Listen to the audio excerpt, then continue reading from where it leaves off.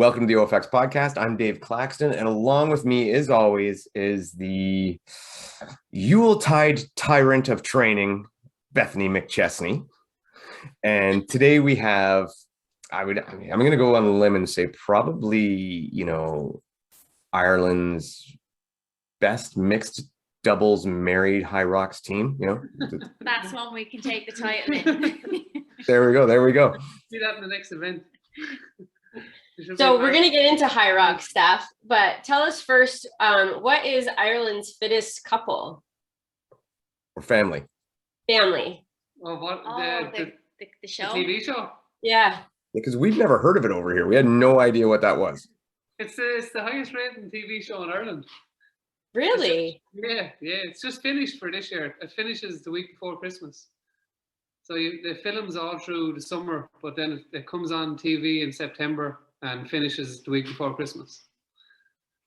So they basically pick families, 16 families. From a fitness test. Yeah, to get about 300 families apply for it. Then you do fitness tests and stuff, and to whittle that down to 16 with interviews and tests and things like that. And then the show starts then. And then they throw 2 families off every week until they get down to the final 4. That's the final, and then in the final, then it goes to 3, goes to 2, and then a final race for the winners. See, I would watch that shit. Yeah. It's actually the rights have been bought in numerous countries. Germany, Netherlands. Christian actually seen it in Germany. Oh yeah? Christian, yeah, we were speaking to him about it in Leipzig. He had seen the German version, but he said it flopped there. It didn't do well. So it's finished there. It's been on in Ukraine. I think someone in America has the rights to it. Oh, no doubt. But I think the reason it works so well in Ireland is we're such a small country that everyone kind of knows everybody. So everyone, like, we have 32 counties here. So the country's split up into 32 counties. And they normally try to pick teams from different counties instead of all from one county. So basically the whole county will get behind that family. So, and they pick people so it's all married couples? Not necessarily married. It just has to be immediate family. So it could be a mum and 3 sons. It could be a dad, a mum and 2 daughters, as long as it's immediate family. And there's one female. There's one female. That's the format. So when we were on it, you have to be 14 as well, is one of the criteria. And our son had just turned 14. So we really were a mum, a dad and 2 children, which was quite unique as well, because a lot of the families have got older children now taking part, kind of maybe in their 20s, etc. So it was great. Yeah. I could just still in school and stuff. So I could just see some like the Gronkowskis, that the football player, him and his like 3 massive roided up. Sorry, I'm accusing them of steroids. I don't know they're on steroids. Giant racked up dudes, and then just bring their dad along for fun. And well, the year before us, there was a mother in her late 50s, early 60s, and 3 26, 27-year-old big guys like that, and they just basically picked her up and ran through the course, pushed her over things, pulled her under things. So yeah, it does happen. That does happen. Yeah. Awesome. So what season were you guys like? Can we actually, honestly? So we had never heard of this, and then I went to check it out on YouTube, and I couldn't find full episodes or slow clips. So how can we at least see like a glimpse of you guys doing it? You can't. It's only available in Ireland. Oh. Yeah, but you can send the. I can send you emails of the videos, but Tom loves finding someone that's into it, because he'll start by, I'll just send you a little clip, and then like 4 days later he's sending every episode that ever was. So I'm totally okay with that. I could watch that while running. I'm down with that. Yeah. It is really good. Yeah. We do sit back and watch them sometimes and cry. Every episode bar the final. We don't watch that one again. So why don't we go back and we'll just start. How did you guys, we won't go too deep into athletic history or anything like that, but how did you guys stumble on to Hyrox? Because that's where we really know you guys from, is getting into that stuff. We stumbled on it looking for something different to do. No, you did. I got a Christmas present. Yeah. For Christmas, Was it 2 years ago? Yeah, I had this like lovely envelope in this gold, and I opened it up, and it was trip to Germany. And I was like, oh, great. And he's like, yeah, just get in training because we're doing this crazy competition I've seen. I was like, what is it? He's like, I don't actually know. It's something to do with running and something else, but we'll look it out. And that was like just obviously Christmas Day. So it was a few weeds then to... Yeah, we had like 6 weeks to train for it. Oh, wow. I thought I was going for a spa or a hotel. I should have known better. Yeah, it's just basically looking around the internet for something different. Like we've done all the running, we've done Ironman and triathlon and adventure races and things. It was just trying to find something a little bit different. And that's stumbled across that. I don't actually know what site I found it on or where I found it. I just found it somewhere there. So you went into Germany, and how did it go for you guys? Because I mean, notoriously we hear people say, okay, yeah, I found Hyrox from whatever way they managed to find it. And then they get out there and like, this was absolute bloody fucking hell, and I hated it. So, because obviously 6 weeks notice, you probably weren't as prepared as you could have been.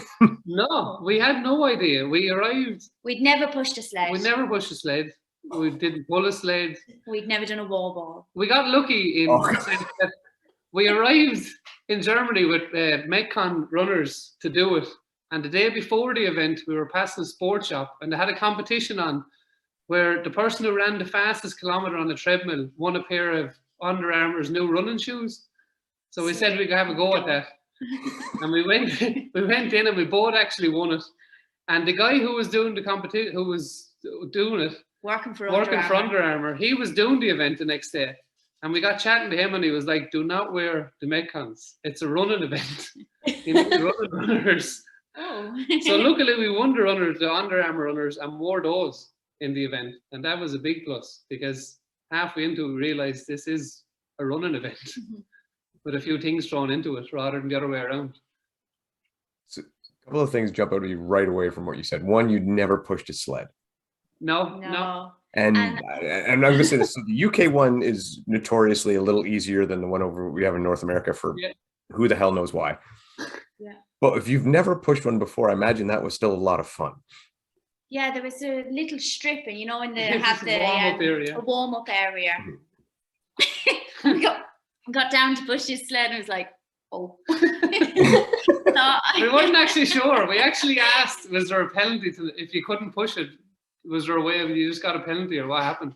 We weren't sure we could actually do that the first time. Yeah, and I actually couldn't. I didn't take a turn, and I remember running out of the sled, obviously not thinking, and just back up to the like 20 kilometers or whatever, and he's going, will you wait? His legs were like jelly, he could barely move. I was like, what's wrong with you? I just pushed the sled. So yeah, baptism of fire. It really was, but it was fun, and we were hooked straight away. So, and that was in Germany. So that was March 2020, just before everything kicked off. And I looked and I saw you guys had a time, and I can't remember overall where it is, but for a couple's time. And is that the only time you guys have managed to do it together? Because I've seen normally you're separately now. Yeah. The plan was to keep going back as a... Yeah, the plan was, because we got qualified for the World Championships out of that, the plan was to do the doubles together. But then the VCF happened, and we did that. And just things snowballed from there then. Yeah. Just got invited to Leipzig, so we couldn't do the doubles in Leipzig. And then we were going to do the doubles in London, and that was the whole entire plan until Tom ditched me for Hunter. So that was the end of that one. So yeah, I went as individual, and so we still haven't gone back and done it. No. But London next time. Yeah. We'll do the doubles. Yeah. Now, you said, like I said, you ditched her for Hunter, which was a mistake in my mind, but that's fine. You know, hindsight's 2020. How was it then? That obviously you and Hunter set the record for the time. And I have a video that I've seen of you guys pushing the sled there, and it looked like running with that thing. What difference is it doing that one in doubles compared to the one that you do in the regular men's? Yeah, I think someone described it as looked like you were pushing a pram, and that I kind of did feel like it was just felt like nothing really.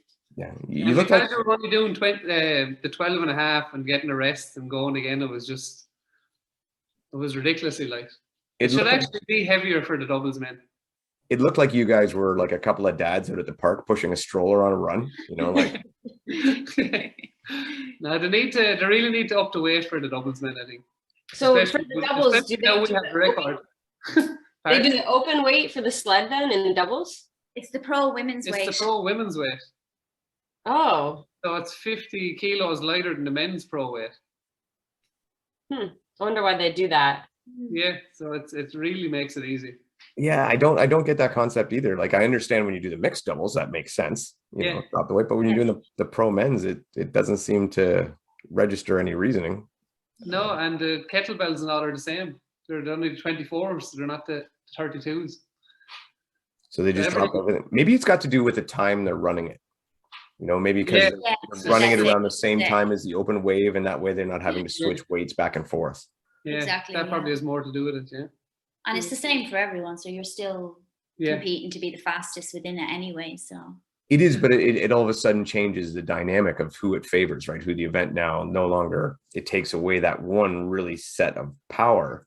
Yeah. That power. Did you see Tom doing his wall balls for the first time?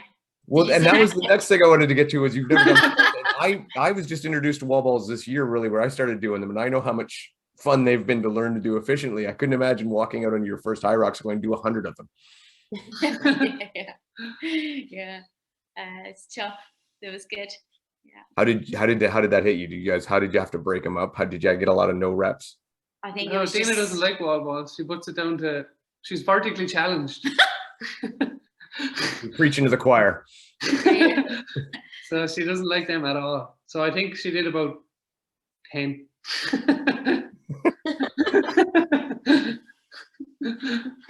Yeah, that sounds about right. Moving on. Okay. So moving on, just recently, you guys were both out in Madrid. Yep. Yeah. And this was Spain's first Hyrox, right? Yep. Yeah. So why don't you give us the breakdown how that went? Like what, and geography wise, I don't know kind of how long a trip it is from Ireland to Spain and how that works. So how did you guys come to the decision you were going to go out and do Madrid? It's about 2.5 hours from Ireland on a flight. Oh, on a flight. We went because for Birmingham, I had trained hard for Birmingham, and then just before Birmingham, I went to Italy on a mountain running trip. I was actually a manager, and I got sick when I came back, and I spent a couple of days in hospital and ended up missing Birmingham. Ended up missing all of November, more or less, through being sick. And the only race I get in this year was Madrid. So that was the sole reason. There was nothing else left, only Madrid. So we went there. And then you guys, and again, just walk us through how you did, because I mean, you guys actually did quite well. And I had picked you guys to both actually come third. I've seen that. You're close. It was pretty good. Didn't make me look that stupid, so that's good. That's a dig. We probably probably expected Dena to go better and me to go worse. From me being sick, I only had like 3 weeks training for that. Yeah. Dena had trained really well, but the day that we landed in Madrid, Dena got sick. Oh. No. Yeah. And I'm never sick. I am never, ever sick. So I was convinced, it's just a bit of tiredness. It's just. Yeah. And then she thought she'd COVID, but to get back to Ireland, we have to get tested the day before you travel. So when we got the test Saturday, that was negative. So it was just. She's just unlucky that she... with the start line, what to do, whether to do it or not, and I'm still glad I did it. But definitely didn't represent where I was in terms of how much I trained, but the next one is always waiting. Yeah, but I mean, it wasn't like it was a disaster either. I think you came 5th, was it? 6th, I think. 6th. Yeah, that's nothing to shake. I mean, and it's funny because with all the talk of elite wave and this and that, I had kind of said to myself, right, okay, 40-year-old mum of 4, top 10 would be brilliant before I went. But then when I got 6 after the lead up to it, I was like, definitely could have got a lot better than 6. So I wasn't happy. No, Spain, the run course was excellent in Spain.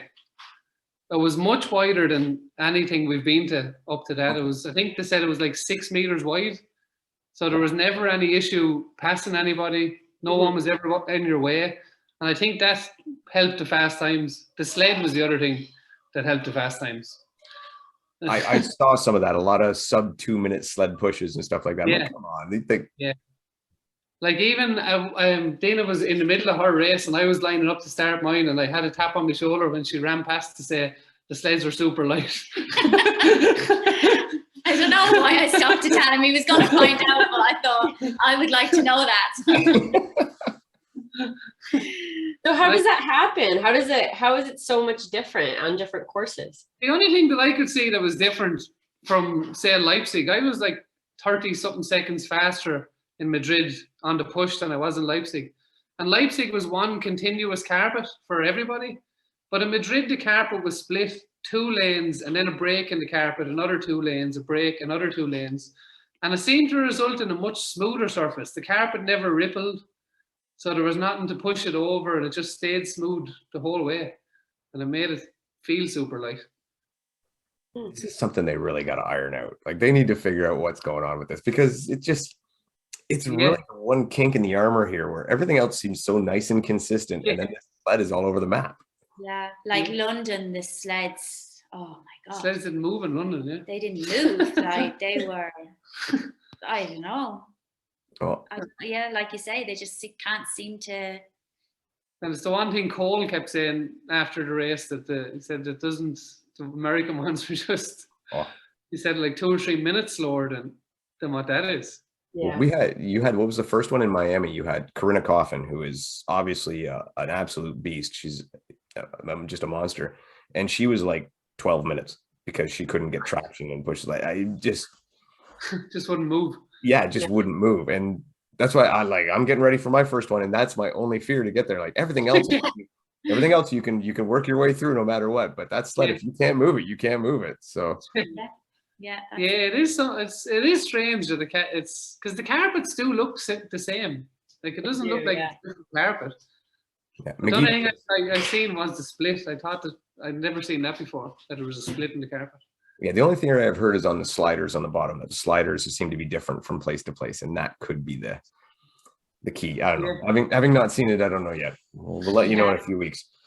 But it's even like when you're on, social media and you're scanning out the opposition and you look and see what they're training, and like all of a sudden these people have got like 3 times the amount on the sled, and and yet then some people, like we've been to places in gyms where we can only get half of what we usually have. So I don't know, it's obviously a lot of different things have to fall into place to make the weight. Like I know we have a home gym here ourselves, and our sled is very, very close to being on the heavier side. Oh yeah, it's heavier than the Hyrox ones, Yeah, so it's much harder. Maybe that stands a little bit then as well. So that's got to help. I'm hoping I'm in the same scenario. Beth has hers set up, but I don't know. How does yours compare? Mine, I could put more on it than with the Hyrox one because my turf is just so fine that it just slides really, really easily. Yeah. See, where we have our sled is actually where the kids have their indoor soccer pitch. So it's more, it's astro, so it turf, so it's like this rather than a flat. It sticks on. Yeah, it does. Yeah. So you were saying about fast times in Madrid there. You guys had, I think it was 5 guys go 60 minutes or less, wasn't it? Yeah. Including the guy who won the non-elite wave. And I didn't what was the deal with the elite wave stuff? Because we had that when it was invitational. How did Madrid get the one elite wave? How did that come to play, or what was the deal? You had to be invited into that wave, or? Yeah, well, we actually asked when we were thinking about going. We sent them a message to see. I had heard there was an elite wave, and then they did like a CrossFit type one event online thing, and I think they picked most of their elite wave from that. Okay. Now we couldn't do it. I was working the weekend it was on, and then they picked. I'd say Alexander probably got in contact. Cole probably got in contact, but the most of the people were picked through that one event. Yeah, I would think probably if you guys, because you guys already had great existing times that you could show them, right? Yeah, probably helped that they could look back and maybe see a little bit of history there, and with the times, etc. Yeah. And I think the guy who was in the 40 to 44 age group who finished so an hour on his own, which is very impressive. Yeah, that's not too bad at all. I know guys like that. Because we all had to put each other to push each other and pull each other along, but he basically just did it on his own. So he was just running by himself, like there was no group with him? No, I think he was like a minute or two ahead of everybody else. Oh, I gotcha. No way. Yeah, he had no So that was- cat and mouse scenario, no. I suppose. It was more like a time trial for him, probably. Yeah. So how many laps were at that one? How many laps did you with 2 or 3? 'Cause it's a wide track. 2 3/4 laps. Yeah, no way could that get confusing. No. You go out one and then in another one. Dena did an extra lap in London, so this is a sore point. I was going to get to that a little bit. The count of the 3 gets her. It can happen, yeah. It can happen, Dave. I'm warning you. This happens so No. easily. I totally believe it. And I mean, we've seen I tons- messed up my first one too. Really? Yeah. Yeah, London was a disaster. You know, I had led the race for 80%, and there was only 2 runs to go, and I decided to do an extra lap somehow. When they said they got to iron the sled thing out, I think they should iron this one out too and just make that consistent every time. Madrid, the hall in Madrid was so big they could have actually had 1 lap, but they only used like a third of the hall. Oh, that's weird. Yeah, And they still made it 2 3/4. 2 3/4. Yeah, 2 3/4 laps. That would really mess me up. Come on, Mintra. Yeah. The width is what they want at every event. If everything was like when me and Hunter did it in London, you've had no room to pass anybody. It was basically just a fight. Every lap we were just shouting, screaming, "Move, please get out of the way." One guy wanted to fight us every time we came around. He wasn't having it, was No, he? he didn't want to move. But Madrid was just brilliant. It was just so wide that you could just weave in and out of the people, and you never had to slow down. See, I'd like to see that. This has constantly been one thing that I've always said, and I don't know how familiar with Deca Fit you guys are, but that we've said that Deca has done a little better than Hyrox is their consistency on their setup it's the same every time. Yeah. It's 2 laps. The stations are always in the exact same place. Everything's like that. And I'm like, if Hyrox could just get that down, it would give it so much more The credibility. logistics of halls and all are quite hard. Yeah. But, And where do Deca do it in halls, do they? Yep. Yeah. oh, really? Yeah. So I No, can't- they do 500 meters between each station, but they break that into 2 laps for every event, no matter where they're at. And then they have essentially you start the start line, then you run to the first station, which is almost exactly a full lap. And then you run from there to the next station, which is just behind the one you just hit. And it just 10 stations, it works like that. It is a really good setup. But it needs to be heavier. They need a heavier version. The one they got is too light. It's too small. So where are you doing your first Hyrox? We're going to be in Chicago. We're going to head down to Chicago for the US Championship. And it's honestly, for me, it's my first chance to even be able to do it because we haven't been able to travel very much. Yeah.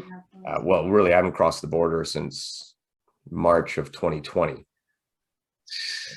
Yeah, we've been kind of isolated, and it honestly just got worse lately. So I don't even know. We're fingers crossed that it can happen. Same everywhere. But yeah, but it should be good. There's a lot of people going. A lot of big names will be there, and it should be a really fun tournament. And hopefully, we can do a lot of good stories and take some great videos and whatnot. And Bethany can do really well, and I can survive. I think I'm more on the survive side this time, Dave. So what's next for you guys as far as your next event? So, and are you planning to go to Vegas now? Because I'm assuming you're both have qualified for Worlds. Is that actually something that's in the cards? Yeah, if like you said, if travel and everything is okay, we'll definitely be in Vegas. Yeah, We get the race out of the way early, and then we can enjoy Vegas. the whole Hogan clan. They've whole already clan. said they're coming, and Yeah, they all said they're coming apparently. yeah. We usually use we're going for a race card to get away, but they're saying America doesn't count as that. So they all want to when go. we're traveling and we're kind of nip here and there, obviously it's just for weekends. Just to, are you going for a race? Yeah. But Yeah. I don't think we'll escape without them that time. They're not so, buying it this time. no, they're all in. Well, Vegas is the family destination of the US, isn't it? Oh yeah. We're better to bring a young family than Vegas. Just like tire them all out with water parks and stuff, and then they can, because you know the après social party has already got like a little WhatsApp group, and it's going strong. It's the most important part. That's it. That is why I prefer these events to like long ultras, super long ultras where you got to run for 12 hours and stuff, or Ironman, where afterwards you just die and fall on the ground and there's no good. Stuff like this, you know, you put in your hour to an hour and a half and then it's a party afterwards. That's the way it should be. That's 100% the way we've looked at for the last couple of years. That's the way we picked events. Yeah. We moved from Ironman down to like half Ironman for that reason, that you could actually go out and enjoy yourself after the race. But you couldn't do that after an Ironman or after an ultra. Yeah. So maybe it's getting older. Maybe it's just we have our priorities right. That the party is the most important part.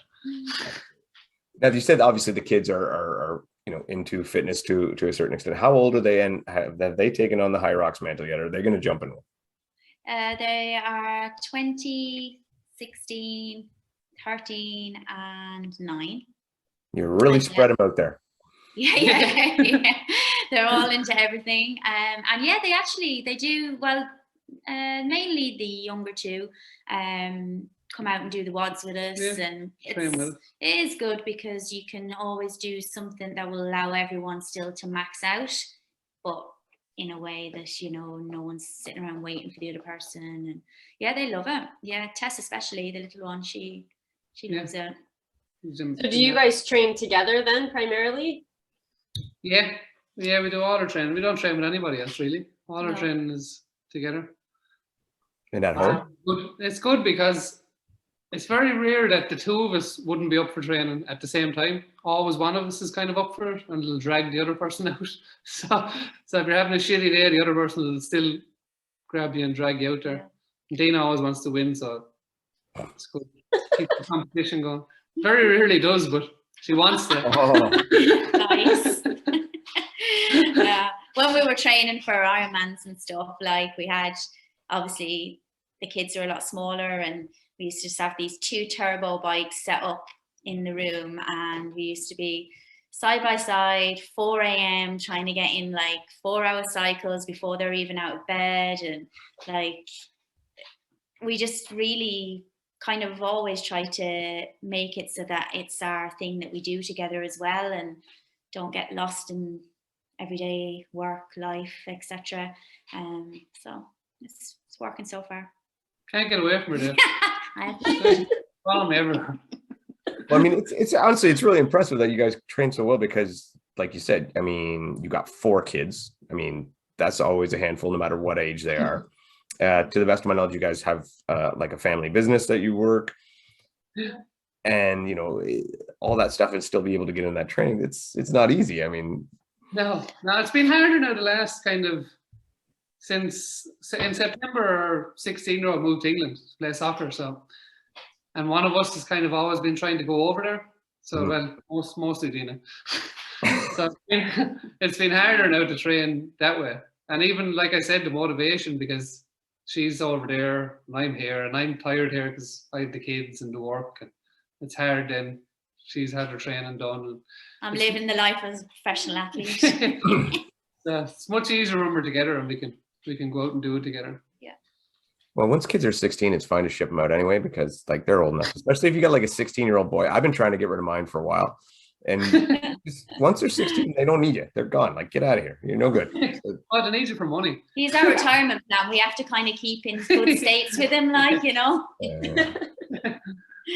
Smart thinking. Maybe I'll go apologize.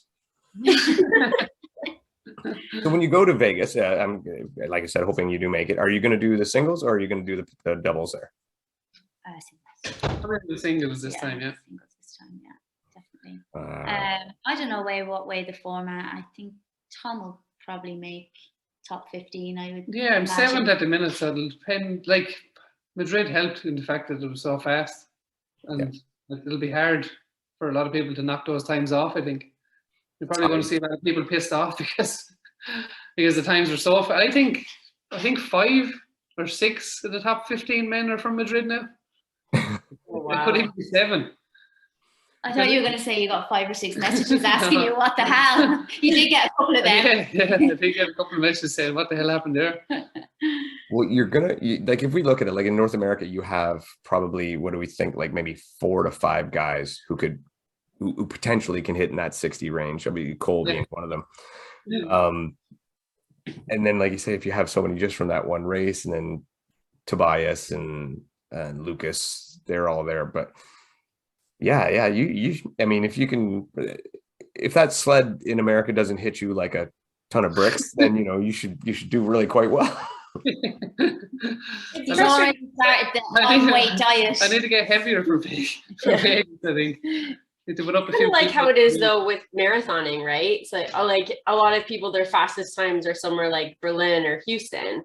So it's kind of like if a place is kind of known for having fast times, then people travel there to have faster times. Like this sport is still just so new, so things are working themselves out. But that's just kind of how it is. Like not everything can be exactly the same everywhere. No, and I was ready to throw out the whole kind of Hyrox record thing before, until I started thinking about it that way as well. I was like, okay, well, if we can accept there's a marathon record, we can accept there's a record for this. Yeah. Like Berlin and Rotterdam and these places for the marathon are just pancake flat. Right. There are no hills at all. It's even weird. You've actually done Rotterdam. I've done Rotterdam before, and it's just Rotterdam, it's like being on a treadmill for 26 miles. Like there is no incline whatsoever in the whole thing, which is weird. You wouldn't think you could go that far and not go up something, but there's nothing. So just for the stats people, what was your time? In Rotterdam, I think I ran like 2:26 in Rotterdam, but I ran 2:20 in Ireland. You've run a 2:20 marathon? Yeah, I ran faster on worse courses, yeah. That was half the problem at the first Hyrox we went. I think I was like about 68 kilos because I was coming out of running. I'm about closer to 80 now. So the sled is slightly easier. Yeah, that could definitely help, those extra 20 kilos. Yeah, like 12 so I need to be like, by listening, they're all the Americans and yourself now, I need to be maybe 120 kilos to push the sled. It changes his weight like every day. He decides what he wants to. We were down Christmas Day, I think it was. We decided to have a deadlift off in the family, and of course no one could just like make it easy.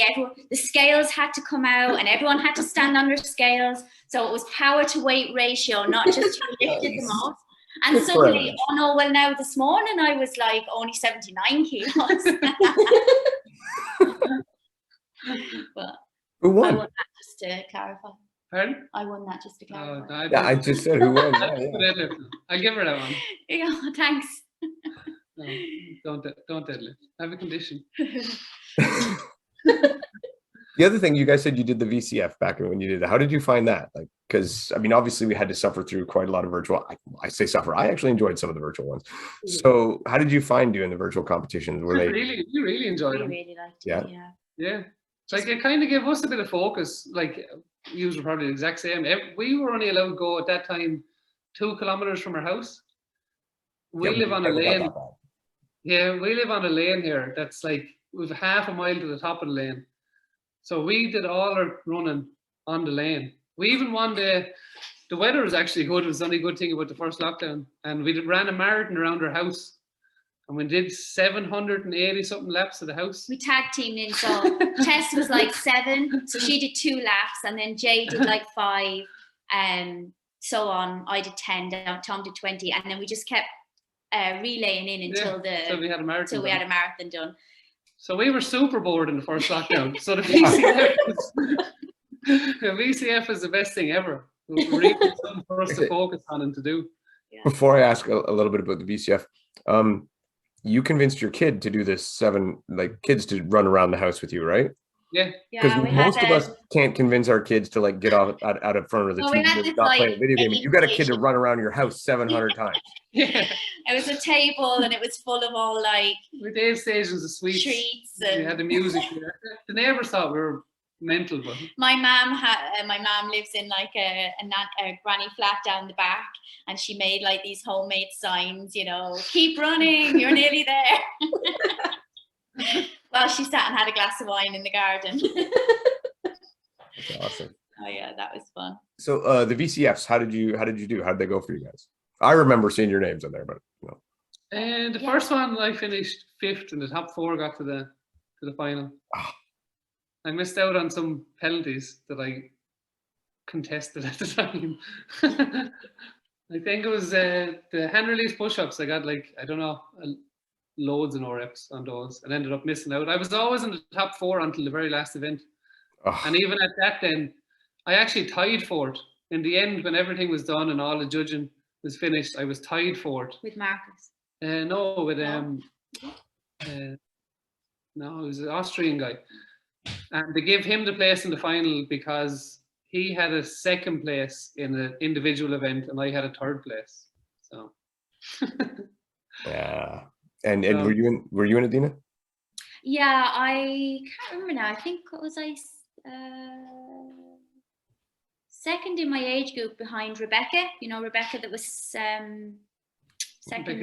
Nather? Yeah. And I don't know actually where I came overall. I can't really remember now. 5th or 6th or something like that as well. It wasn't as close as him, but I just thought of it. That's the shirt today is the Hyrox VCF shirt. I won my age group. Yes. Was that your first taste of Hyrox then? I did the other one before that. I did the one before where I was, and actually I had went from the 40 to 44 category. When I did that one, I think I came like 4th or 5th. And then the next year I was into the next age group. So I won that one. So that was just the difference. I got bumped up. Yeah, we've done both actually. Oh, that was the first. Yeah, that was the first one we were talking about there, the VCF one. Yeah. Yes, yeah. That was the one with the multiple challenges over a few days, wasn't it? And then the second one was 3 challenges over one day. Yeah. It was a lot. It was good, but it was good fun. I was going to say, but after that though, there was a UK Hyrox virtual. And were you guys part of that? No. So you didn't. That was only for the. We're not part of the UK, so it was only England, Scotland, and Wales. I forgot about the whole. And Northern Ireland could go into that. Not us, because we're not from the UK. They excluded us. That's a shit technicality right there. Excluded us from that. Just so you know, you didn't miss anything. I helped judge that thing, and there were so many no reps, you wouldn't have believed it. It was crazy. It was. Oh yeah, we were really, really harsh. Like they had squats in it, and I knew it would go straight to hell in a handbasket as soon as you have squats in a virtual thing. We had a piece of dental floss across the front of the computer to measure people dipping down into the hips. So there was a lot of penalties. So it was a good contest, but you might have saved yourself some aggravation. Yeah. No, we were pissed. We saw it at the time. We were kind of pissed off that it was only for it was excluding Ireland. Yeah, it's with the judging though. Like, I mean, even when the VCF was going, I could name 2 or 3 people that like sent us videos and were like, would you no rep this? And I'm like, well, I wouldn't no rep that. Would you no rep mine? So yeah, it's like people in America, like really good people, and we were bantering back and forth. So, but yeah, it's a hard job, I'd imagine. I wouldn't want to do it. It was tough. I had to, even with my VCF when we did the one, I had to appeal some no reps that I got on the same thing. What is it? No, it wasn't hand release push-ups. It was the butterfly sit-ups. Oh yeah. Oh yeah. They called me on those, and then I said, no, you're wrong, and they were like, oh yeah, you're good. So. Yeah. And in the second one, I finished 2nd in the second VCF, but I finished 2nd because of a penalty. Because remember, you had to show the date and the time before the event, and I showed it at the end. I showed it at the end of the wall balls and I got a penalty for that I didn't show it at the start of the video. I showed it at the end of the video. And I lost first because of that. My wife as well, she had an issue, and that's along the same regard. She did her workout, and when we showed the tablet at the start with the date and everything, and then we showed it at the end, but somehow the tablet had been changed to some other country's time zone. So it was actually saying it was in the future or somehow. Anyway, so we're like, so they no repped her whole workout, and then we messaged them back going, even if we cheated, this is a physical impossibility. Like travel a day forward.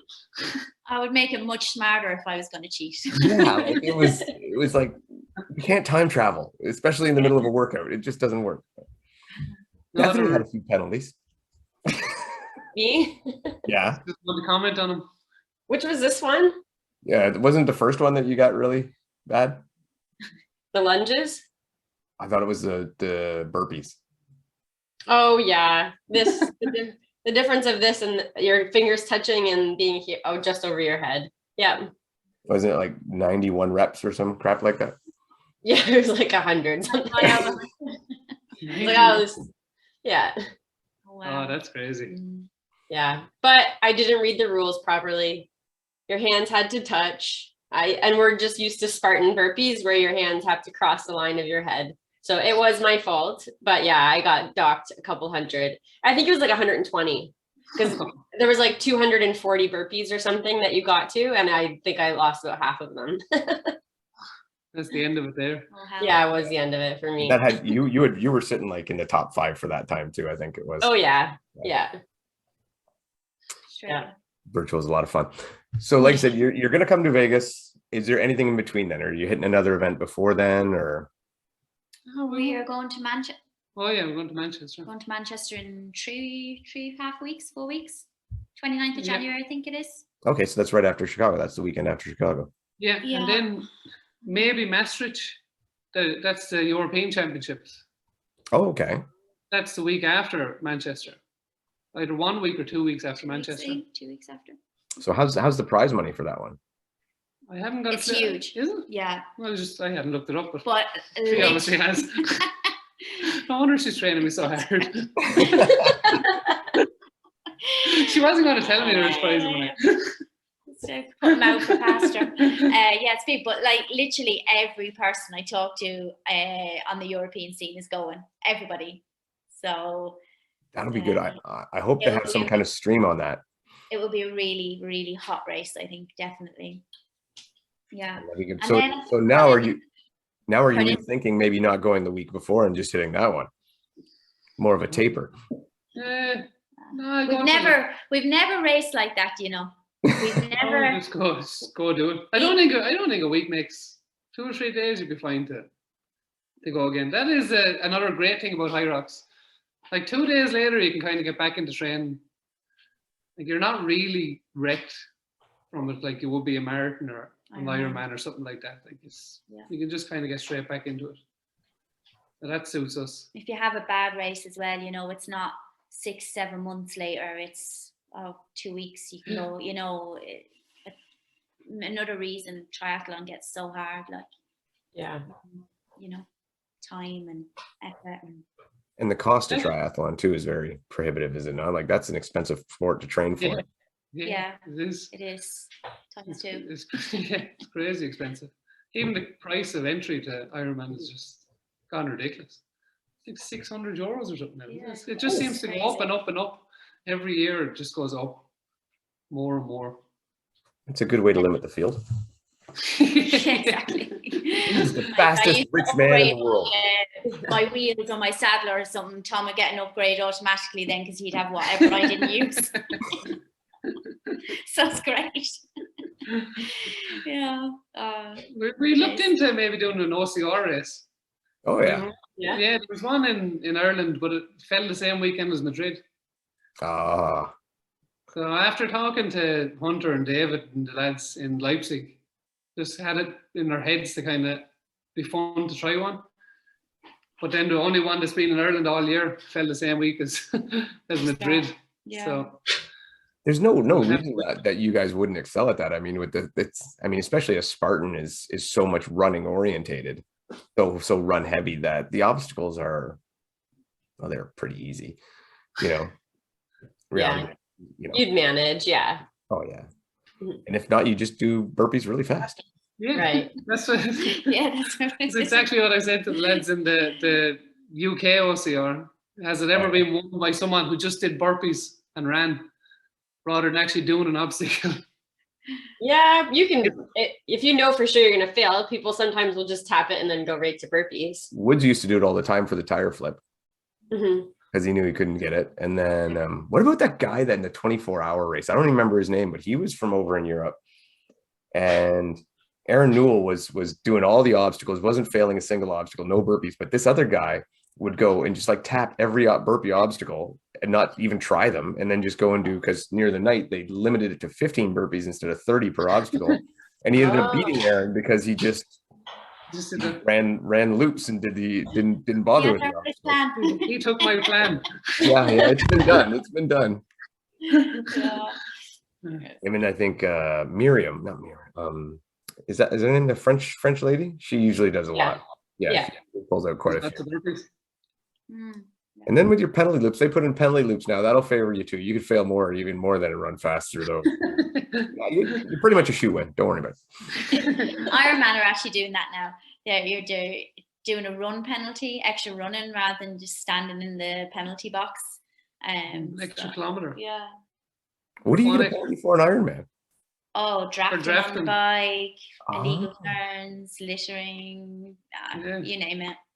Drafting is a big one. Drafting is a big one. So now to make you run an extra kilometer for every drafting penalty you get, which would not be fun. Wow, that seems hard to police.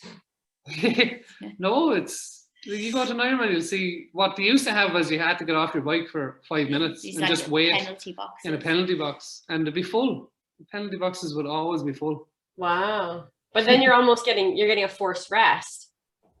Yeah, but this is why they're after bringing in the run. Wow.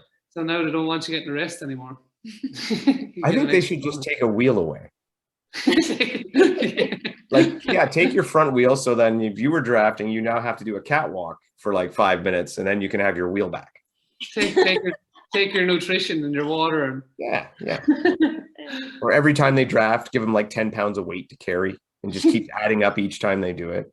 Be creative here. Definitely make people stop.